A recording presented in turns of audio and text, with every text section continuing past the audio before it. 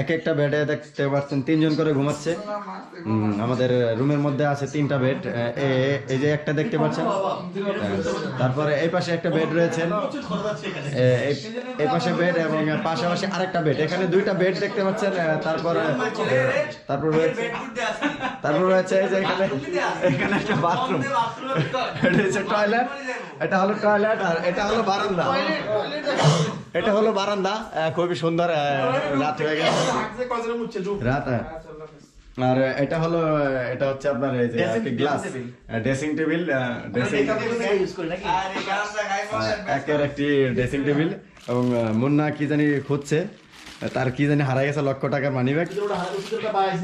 ঠিক আছে, তো হ্যালো বন্ধুরা, আপনাদেরকে দেখালাম আমাদের রুমটা।